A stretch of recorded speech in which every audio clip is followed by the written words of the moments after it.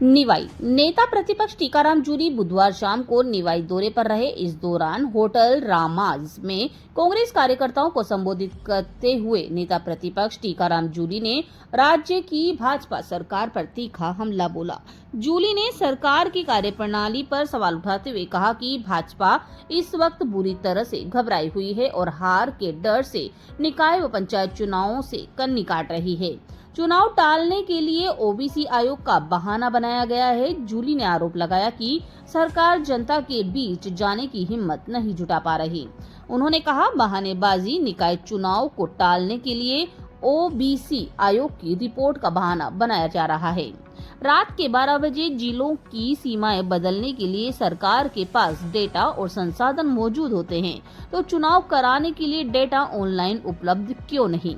लोकतंत्र पर किया प्रहार। चुनाव नहीं कराना एक सोची समझी साजिश और तानाशाही रवैया है, जो लोकतंत्र को कमजोर करने की एक कोशिश है। तेल गैस के मुद्दे पर भी जनता को गुमराह करने का आरोप लगाया। नेता प्रतिपक्ष ने सरकार द्वारा तेल और गैस के पर्याप्त भंडार होने के दावों को ढिंढोरा करार दिया है। उन्होंने कहा कि सरकार कांग्रेस पर दुष्प्रचार का आरोप लगाकर असलियत छिपा रही है। सरकार को चाहिए कि वह तेल और गैस की सीमित उपयोग के लिए लोगों को प्रेरित करें और तकनीकी सहयोग बढ़ाएं, न कि झूठे दावों से जनता को गुमराह करें। प्रधानमंत्री के अपमान पर जताया दुख, यह पूरे हिंदुस्तान की बेइज्जती है। टीकाराम जूली ने अंतर्राष्ट्रीय स्तर पर प्रधानमंत्री नरेंद्र मोदी के साथ हुए व्यवहार पर भी गहरी चिंता और नाराजगी व्यक्त की। निवाई से संवाददाता जाकिर अली की खास रिपोर्ट। देखिए, ये ओबीसी आयोग की तो आज बात करने लगे हैं। इससे पहले बात कर रहे थे वन स्टेट वन इलेक्शन की, और वन स्टेट वन इलेक्शन की जब इन्होंने घोषणा की तब ये नजर आ गया था कि ये जानबूझ के इसको कहीं ना कहीं लटकाना चाहते हैं। क्योंकि जब उपचुनाव हुए, लोकसभा के चुनाव हुए, तो लोकसभा के चुनाव में इनकी हालत हो गई खराब। जो 25 की बात कर रहे थे वो 14 पे आके अटक गए, 11 सीटें इंडिया गठबंधन को आ गई। उसी दिन से ये लोग घबराए हुए हैं और इन्होंने ये प्लान किया कि अभी जो है हम पंचायत राज और नगर निकाय के चुनाव नहीं कराएंगे, और उसकी वजह से ओबीसी आयोग को लेट इन लोगों ने गठन किया। गठन के बाद उनको शुरू करने का भी स्टाफ और कागज पत्र तक भी उनको नहीं दिए, और अब जो है वापिस जो है उनका कार्यकाल समय समय पर ये बढ़ाते रहते हैं। जनता के बीच में जाने की इन लोगों की हिम्मत नहीं है, इसलिए ओबीसी आयोग का तो बहाना बना रहे हैं।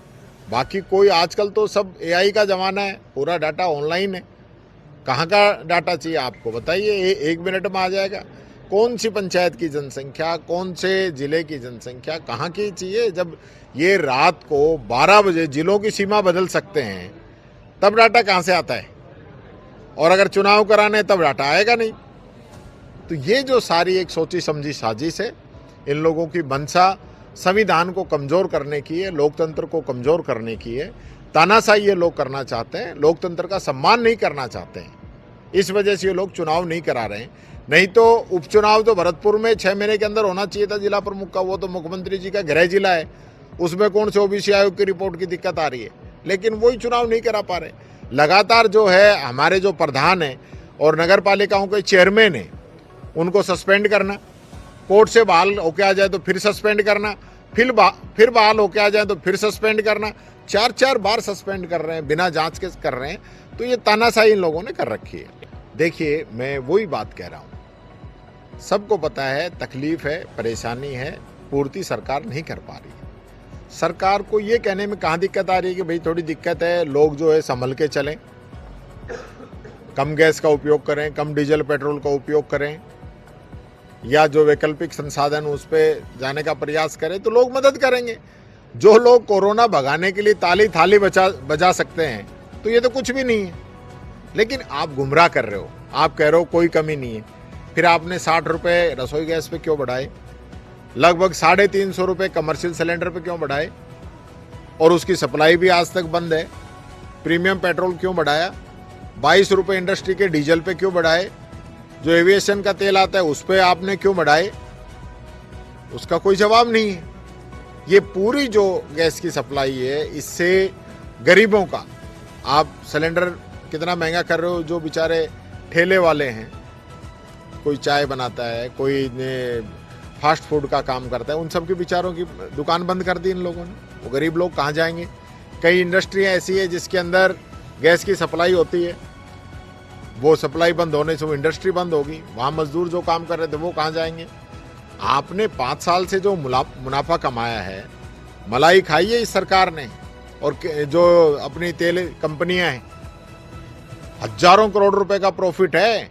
जब कच्चे तेल की कीमतें न्यूनतम आ गई थी, उस समय जो फायदा जनता को मिलना चाहिए था उस समय दिया नहीं। आज की तारीख में भी अब ये 10 रुपए इन्होंने चलो कम किए हैं, तब भी 60 रुपए का पेट्रोल और 50 रुपए इनका टैक्स, तब 110 मिल रहा है। आज भी ये 50 रुपए टैक्स ले रहे हैं। किस चीज का है? जब देश के अंदर आपदा है, दिक्कत आई हुई है, तो उसमें से एडजस्ट करो। 10 रुपए कैसे कर दिया आपने? 10 रुपए और 3 रुपए भी तो किए हैं ना, तो ये तो पहले भी कर सकते थे। पर गहरी दोस्ती है ट्रम्प की और मोदी जी की। तो ये तो एक से बढ़ के एक है। अब सब दुनिया को पता चल गया, यहाँ के लोगों को पता चल गया, सबकी समझ में आ रहा है कि हमारे देश की विदेश नीति क्या है। आज कोई देश हमारे साथ नहीं है। ईरान जैसा मित्र देश जिसने हमेशा हमारी मदद की, तेल उधार पे देता था, और उधार पे भी इतना देता था कि बेच के पैसे दे देना, सस्ता देता था, अच्छी क्वालिटी का देता था, लेकिन उससे दोस्ती खत्म कर दी। अमेरिका कह रहा है कोई नहीं, 1 महीने तुम रसिया से ले लो, वेनेजुएला से लेके आओ। जहां रिफाइनरी किन की लग रही है? मोदी के मित्रों की रिफाइनरी लग रही है।